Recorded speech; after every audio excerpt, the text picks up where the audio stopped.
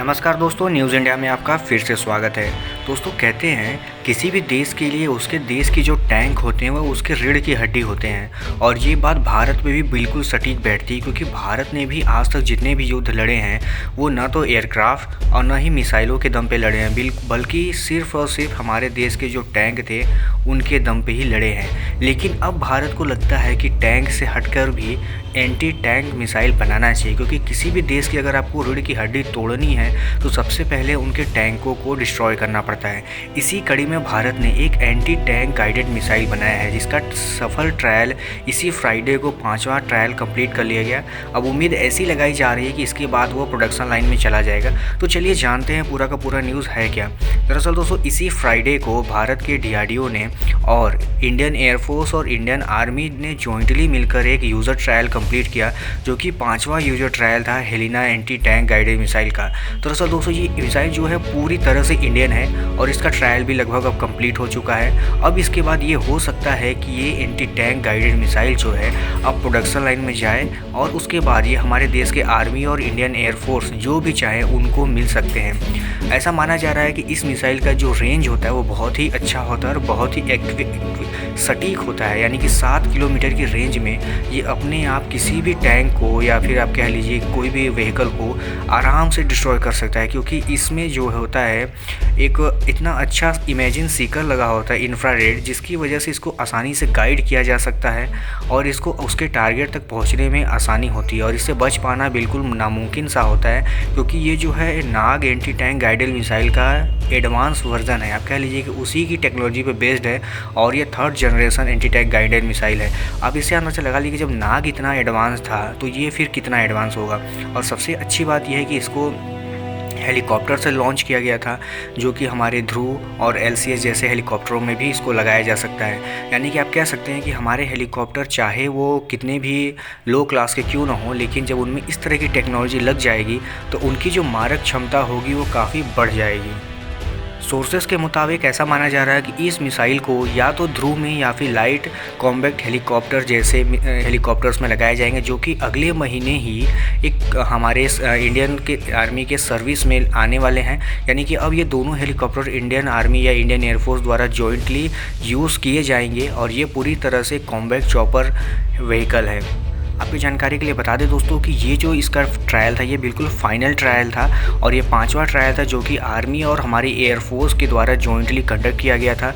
और ऐसा बताया जा रहा है कि ये जो ट्रायल हुआ था उसमें हेलीकॉप्टर ने करीब 260 किलोमीटर प्रति घंटा की स्पीड से उड़ते हुए अपने टारगेट को बिल्कुल सटीक हिट किया है। और ऐसा माना जा रहा है कि इसको हिट करने में जो हमारे सीकर्स लगे हुए थे, यानी कि इसको गाइड करने के लिए इंफ्रारेड इमेजिन सीकर लगे हुए थे, उनका बड़ा रोल था। इसी की वजह से ये अपने टारगेट तक आसानी से पहुंच जाता है। और यही नहीं दोस्तों, आपको बता दें डीआरडीओ का तो यहाँ तक मानना है कि ये वर्ल्ड में अपने कैटेगरी के बेस्ट हैं, क्योंकि नाग जो हमारे एंटी टैंक गाइडेड मिसाइल था जस्ट उसी की टेक्नोलॉजी पे ये भी बेस्ड है और ये भी 3rd जनरेशन है। यानी कि अगर आप कह सकते हैं कि अगर ये इस तरह की मिसाइल हैं तो ये ऑल वेदर होते हैं, यानी कि अगर इनको चाहे आप ठंडी गर्मी बरसात कभी भी यूज़ कर सकते हैं और डे और नाइट में भी यूज़ करने लायक होते हैं। इसके अलावा भी जो इनमें एक खूबी होती है कि वो या तो अपने टारगेट पे डायरेक्ट हिट कर दें या फिर टॉप अटैक मोड में भी हिट कर सकते हैं। यानी कि इनकी जो अटैक कैपेबिलिटीज़ होती है वो दोनों तरह की होती है। इसी वजह से इसको बहुत घातक माना जाता है। और आपको बता दें दोस्तों कि जो आर्मी के लिए इसको यूज़ किया जाएगा वो होगा रुद्र चॉपर में, लेकिन जो एयरफोर्स के लिए यूज़ किया जाएगा उसके नाम अभी तो नहीं पता है, लेकिन ऐसा माना जा रहा है कि जब ये मिसाइल आर्मी एयरफोर्स के लिए यूज़ किया जाएगा तो उसका नाम ध्रुवास्त्र रखा जाएगा। अब इससे अंदाज़ा लगा लीजिए कि भारत की रणनीति हेलीकॉप्टर्स और अपने उनके टैंक्स को लेकर क्या है, क्योंकि इस तरह के जो ट्रायल हैं चाहे वो नाग का हो या हेलिना का हो, ये दोनों ही भारत के लिए बहुत इंपॉर्टेंट है, क्योंकि हमारे जितने भी पड़ोसी हैं चाहे वो पाकिस्तान हो या चाइना हो, उनके पास भी टैंकों का एक अच्छा खासा जखीरा है। इसी की वजह से वो इससे पहले भी युद्ध लड़ते आए हैं और हो सकता है आगे भी लड़े, क्योंकि एयरक्राफ्ट तो हर किसी के पास लिमिटेड होते हैं, चाहे वो कोई भी देश हो, चाइना या पाकिस्तान। तो लेकिन टैंक जो होते हैं वो उनको बनाना ये फिर भी आसान होता है और सस्ता होता है, लेकिन ये नुकसान बहुत ज़्यादा पहुंचाते हैं, क्योंकि इनके रहते आपके किसी भी दुश्मन देश की आर्मी आपके बॉर्डर में एंटर तो नहीं कर पाती है। तो इसलिए सबसे पहला जो मोर्चा संभालते हैं वो टैंक ही होते हैं। इसलिए भारत अपने जो टैंक हैं उनको अच्छा खासा स्ट्रॉन्ग बना रहा है, लेकिन दुश्मन के टैंक को कैसे डिस्ट्रॉय करना है उस पर भारत का पूरा ध्यान है।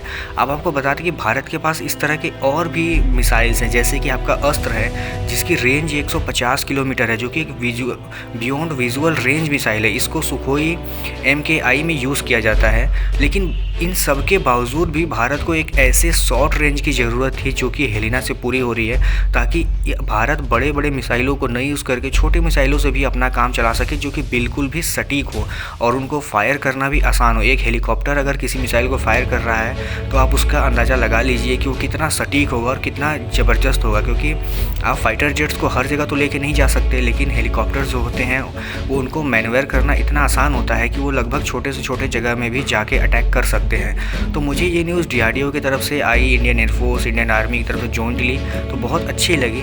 आपको क्या लगता है भारत को इस दिशा में और काम करना चाहिए क्या? हेलिना का जो रेंज है आप मुझे बताइएगा, 7 किमी से बढ़ा के 100 किलोमीटर या 200 किलोमीटर किया जाना चाहिए कि नहीं? क्योंकि 7 किलोमीटर फिर भी बहुत छोटा रेंज होता है।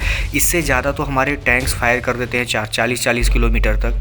तो आपको क्या लगता है कि भारत के लिए 7 किलोमीटर का जो रेंज है वो अच्छा है या ये थोड़ा कम पड़ रहा है? आपके जो भी राय हो मुझे कमेंट बॉक्स में बताइएगा। बट ये न्यूज़ सुन के बहुत प्राउड फील हुआ।